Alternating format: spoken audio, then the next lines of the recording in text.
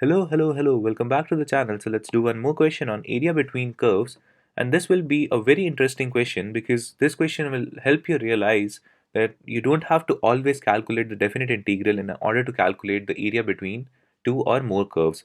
So, and in this question you have more than two curves, you have indeed three curves over here, and you'll realize in this question, by solving this question, you'll realize this fact that you don't have to always calculate the definite integral in order to solve for the area calculation.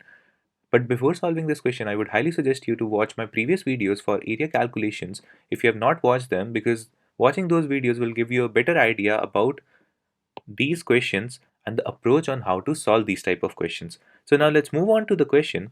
In this question, you have to find again the area of the finite region, but this time below y equals root 9 minus x square. And if you have watched my previous videos, you know that this is a semicircle above the x-axis with radius 3. So you have to calculate the area of the finite region below this semicircle with radius 3 and above both y equals mod x, which you also know would look like this, a v-shaped graph which passes through the origin, and y equals mod x and also y equals square root 1 minus x square, which is again a semicircle of radius 1.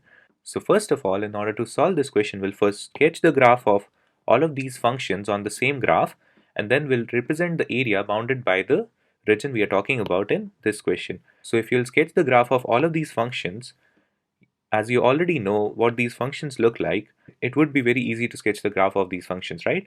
And when you'll sketch the graph of these functions, you'll realize that this is your y equals mod x, this is your y equals square root 1 minus x square. If I represent this, this is your y equals square root 1 minus x square, and this big semicircle over here is your y equals root 9 minus x square.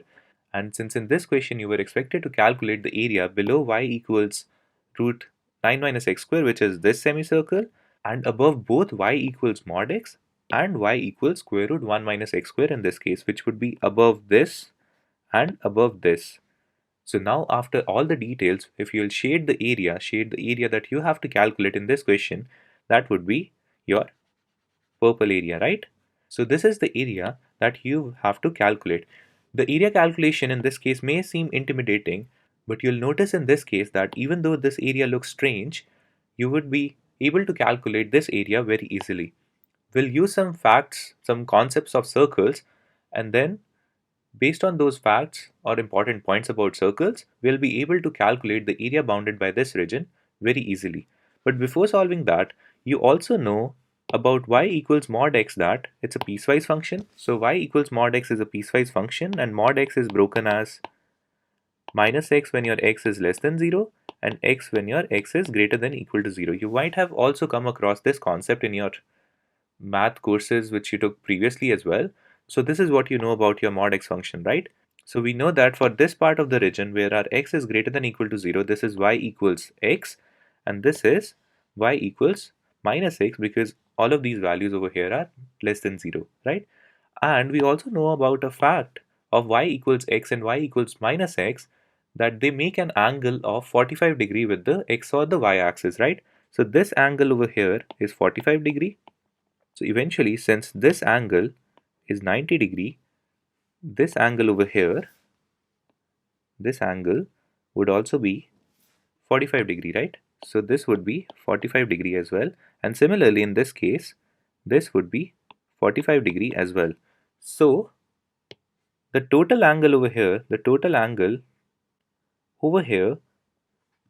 if you'll add both of these angles, it becomes 90 degree, right? And we also know about a concept of circle, that if you have a sector, this is a sector basically, right? If you have a sector with angle 90 degree, it is basically a quarter circle, right? And we can also prove this fact if you want. If you want to prove this, you first of all know that the circle is a uniform distribution, right? So if I have to denote the area of my circle based on angles, I know that my full angle is a 360 degree, right? So 360 degree, for 360 degree, I know that my total area is pi r square, or I can represent it as a, let's suppose.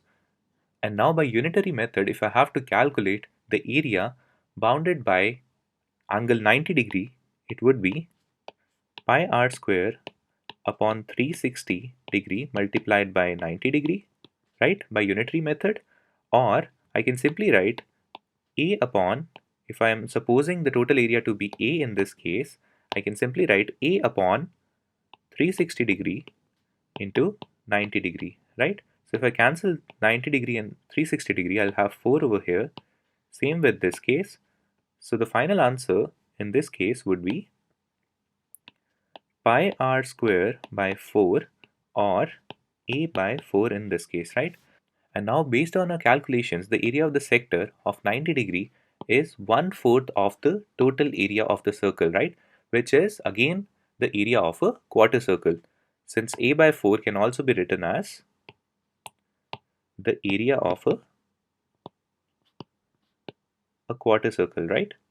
So this is the area of a quarter circle. So that is why, since in this case this angle is 90 degree, so this is a quarter circle and this over here is also a quarter circle in this case.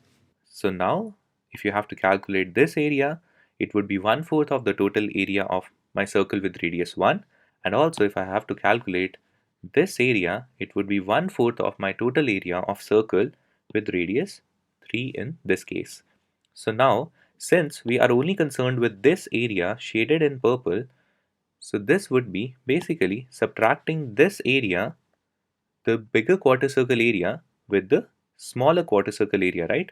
If I subtract this quarter circle area with this area, I would be left with this area shaded region, right? So that is what I have to do in this case in order to solve the area of the shaded region. And hence you noticed in this case that you didn't need the definite integral calculation in order to solve for the area of the shaded region. You didn't have to do any horizontal strips or vertical strips calculation. It was a fairly simple question if you knew the concepts of areas of circles, right? So if I have to calculate the answer to this question, it would simply be 1/4 of the area of the circle with radius 3 minus 1/4 of the area of the circle bounded by radius 1, right? The bigger one is of radius 3 and the smaller one is of radius 1 in this case, right? And for this one, it is 1/4 A3 minus A1. We know A3 is pi into 3 square, A1 is pi into 1 square. So if you calculate this one, pi can come out, 3 square would become 9, 1 square would be 1, and your final answer would be 1/4 of pi times 8, which would be 2 pi in this case. So this will be your final answer. So that's it for this video. I hope you found this video interesting and also realized one important fact, that you don't have to always calculate the definite integral in order to solve for the area of your shaded regions. The main idea of these type of questions is to just calculate the area of the shaded region and not about using only one approach in order to solve for area calculation. So that is why you can follow whatever method you want in order to make your area calculations easier in this case.